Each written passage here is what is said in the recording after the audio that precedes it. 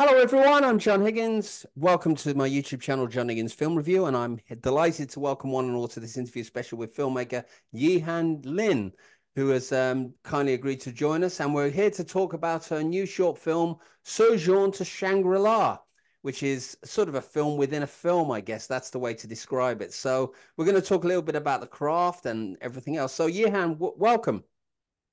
Thank you. Hello.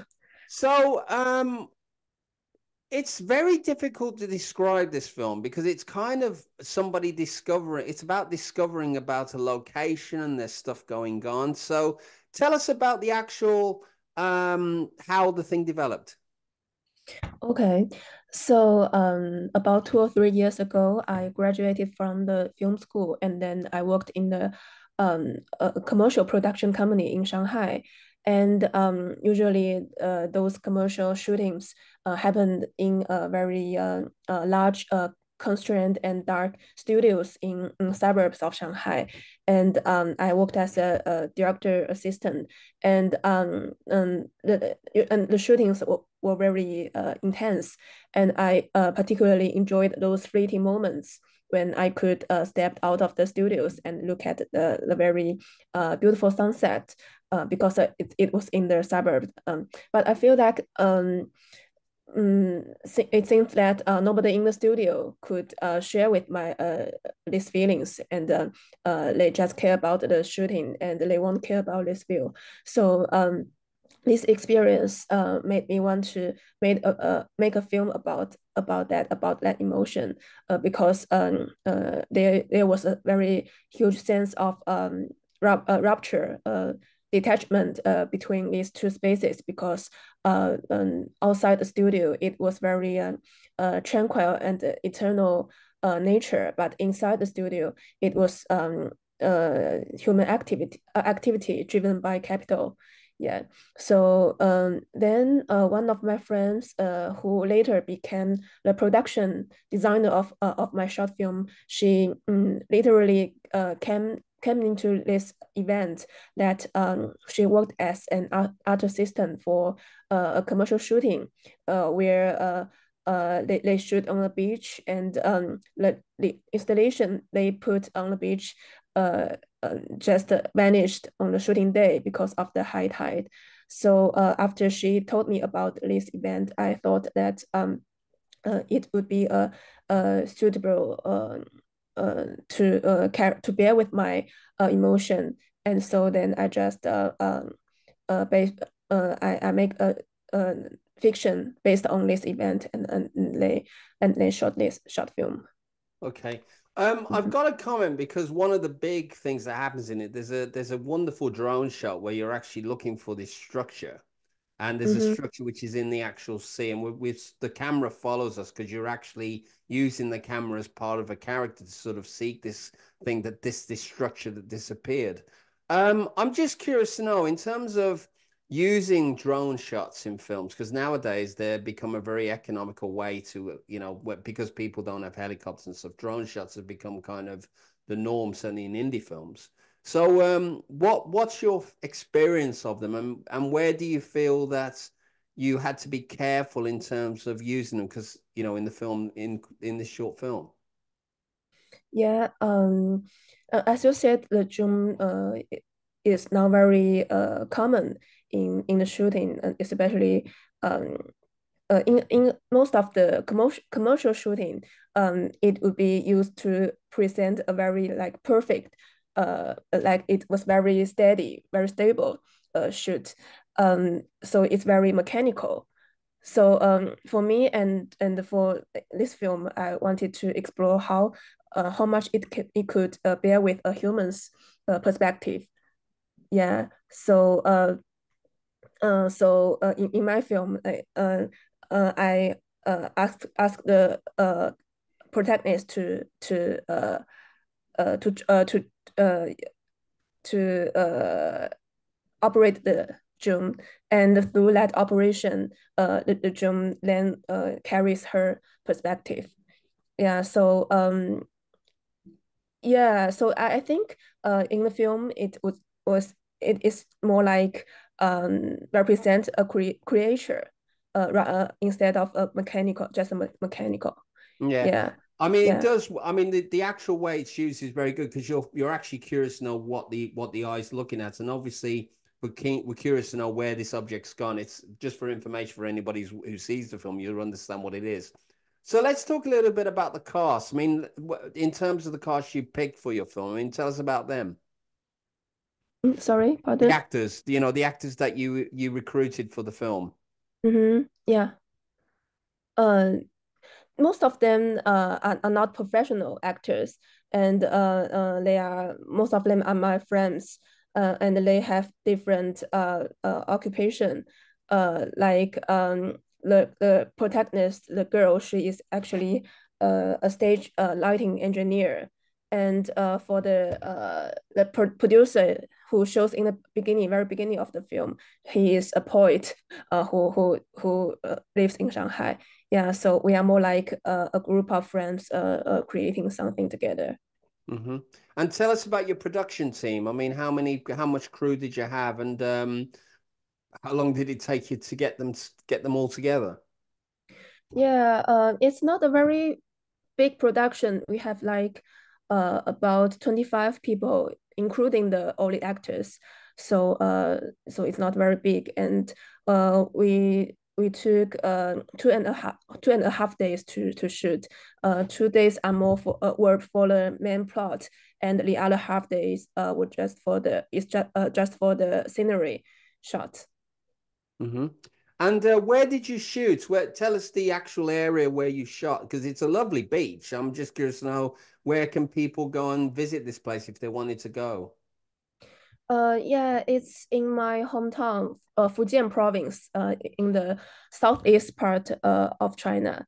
Yeah, so actually, as I said, the film was based on a true event, and the true event was happened in Shanghai. So in the beginning, we kind of wanted to shoot in Shanghai, but then it was in 2022. So and during when Shanghai was experiencing a lockdown. So then we have to move the place to my hometown to shoot. Yeah. Hmm. So, I mean, obviously you're from China. I mean, I'm interested to know a bit about the locality of it. I mean, in terms of, how where do you feel that the Chinese film industry is at the moment, given that they were, like all of us over 2020 in that area in terms of lockdown. I mean, what's the situation now in China in terms of film production? It's a very big question, and I think I can't cover everything. But overall, I think everything is recovering from the COVID, and then yeah, but still, it's not that easy to make independent films in China. Yeah. Hmm. Okay. So let's talk a little bit about your film background. I mean, tell us how you got into it and what was your start off point getting into the industry? Yeah, I actually studied digital media in my undergraduate, and during that education, I was taught a lot of different methods to create image, like including animation or filming. So during that process, I found myself particularly interested in filming with a camera. So then I just decided to study cinema directing in my graduate education. So then I applied for a graduate school in the United States and went there to study cinema. Hmm. And where did you study in the United States? Which particular school did you go for? It was Columbia College, Chicago. Oh, okay. And Mhm. what was your experience coming from China? I mean, I've been to Chicago. It's a wonderful city. I mean, it's the kind of place I'd recommend anybody to go to if you don't want to go to LA or New York, which are the big cultural centers. Great art town and stuff. So, what was your experience like, and how long were you there for? I physically was there like for uh about one year, and then because of the COVID, I had to go back to China and then continue study online. So I just was there for like about 1 year. But overall, it was very good. I think it's a good experience in terms of the film education. Like it's a very hand-on education. Like we had the opportunity to deal with all the camera equipment and all the professional crew staff. Mm-hmm. And let's talk a little bit about your cinematic influences. I mean, in terms of the people you admire and the sort of films that you like. I mean, what sort of films do you enjoy when you're not making movies? I mean, are there local filmmakers that you go for, or are there more international filmmakers? I mean, obviously, given your studies in America, were there specific ones that you kind of are thinking or have found to be an influence on your own work? Yeah, I think more international pieces of films, uh, especially those are not so based so much on the dramatic conflicts, but just create an atmosphere or create a space for the audience to immerse themselves into or meditate. Uh, yeah, I think I like a lot of the European art films like Antonioni. He influences me a lot in terms of the space and the relationship between the space and the characters. And also a director from Thailand called Apichat Bang, and he also influences me a lot. Yeah. Hmm. And so, obviously, this is your main short at the moment. I mean, obviously, let's talk about your future plans. I mean, do you have? Are you? What would you like to do next? What issues and themes are you keen to explore in your upcoming work? Yeah, I'm now writing my first fiction feature. Yeah. Hmm. Can you share some details, or is it all under wraps at the moment? Yeah, it's about an adaptation from the story of a local goddess in my hometown, who is a protective goddess for women during their uh childbirth. Hmm. Oh, that's Yeah. interesting. And I mean, in terms of your own local culture, I mean, in terms of folklore and the stories that were kind of dear to you when you were a child. I mean, obviously, as children, we are introduced to stories and fairy tales and stuff like that. I mean, what sort of stories were you told? What sort of things did you sort of gravitate towards as a child? What was it fairy tales? Was it like, I don't know, classic children's literature? It's a folklore, but it's not like every child would know in my region. Yeah, it's indeed an folklore. I read it accidentally, but then I was just so touched by the story of the goddess. So then I just decided to do this contemporary adaptation. Hmm. Yeah. And in terms of what you want to do next, in terms of where you want to go, I mean, given that you have had a taste of American experiences, but when you look at what's available to you in China over what's available internationally, could you see yourself coming to England to shoot a film, or going to France or Germany, or or back to America, like one of the main locations? Yeah, I hope I could do that in the future, but if I could have that opportunity. But I think for the first few features, I think it's more important to find my own voice. Yeah, more like more local. I think. Yeah. Hmm.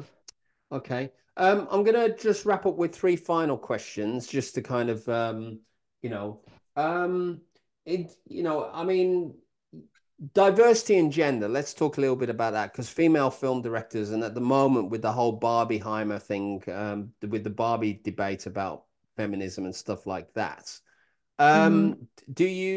Where do you stand on that? Is that something that you'd love to explore in the future to kind of heighten certain more serious issues, in terms of what Chinese women go through? I mean, obviously, being coming from the culture yourself, and obviously of your, your cultural origin. I mean, are there stories that you'd like to tap into because of the kind of the essence of like what the experiences of Chinese women at present? Yeah, personally, I like Barbie very much. And recently, another film called Anatomy of the Fall. Anatomy of a Fall, yeah, the one which Yeah, yeah, yeah, which yeah. It is. Yeah, it is on. It is showing recently in China, and the director came to China to do the promotion, and it also caused a very heated discussion around China. So yeah, it's a very hot topic in China right yeah. now. Yeah. So And of course what I. Yeah, Mhm. and what specifically was it that was causing the controversy? What was it specifically about the film? Because ultimately, it's about a woman she's on trial for what's happened, and I'm just curious to know what was it that struck a chord? What was it? What was it in China that sort of caused such a heated debate? Um, yeah, it's a yeah, it's a story that when the director came to China for the first screening, and they have the they held this like Q&A after the screening, and the host was a man, and another guest they invited was a man. So so these two men on the stage, like they were very like typical like toxic masculine image of the Chinese men, like they were just talking a lot and neglecting the director on the stage. So this was an event that uh, directly caused the discussion on the internet. Yeah. Oh, So blimey. I'll have to look that up actually. Yeah, and I mean it's fantastic because the funny thing is I go to Q&As here, and often there's, in England, for example, I actually went to a Q&A just before Christmas of Anatomy of a Fall, and what's interesting is that how people discuss about films, it's very constructive. It's about craft. It's about, we're not thinking about the effect of it. We accept the fact that the film will have effect per se, but it's a very balanced conversation because you want to talk to the filmmaker and you want to learn about her craft and stuff, and it's a much mhm, more admirable thing.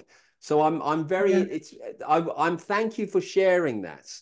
Um, so obviously, I'm gonna sort of finish up with one last question. It's a very simple one. What are you most proud of to date about your career? Where do you feel that where do you feel you've achieved the most? I actually don't know. Like maybe this short film could was screened in Berlinale, was the most um biggest achievements I have made so far. But I'm not sure. I'm still exploring. Yeah. Okay. Well, listen, Yihan, it's been an absolute pleasure talking to you today. Thank you very much for sharing your insights, particularly about Anatomy of Fall's reaction in the Mhm. reaction towards it. So just summing up, Sojourn to Shangri-La is currently doing the festival circuit, but please do check it out as and when you can. It's an interesting short film, a little different to what some of you might be used to. You can see a replay of this interview on my YouTube channel, Judding's Film Review. You read some of my articles and reviews through my association with filmandtvnow.com. At the present time, the London Independent Film Festival is currently playing in London. And I also have a film resource called www.watchmovie.co.uk. Please follow me on Instagram as well, Templar_Doom, TEMPLER_DOOM. And on that note, I want to thank you all for watching. And once again, Yihan, thank you for joining me. Thank you.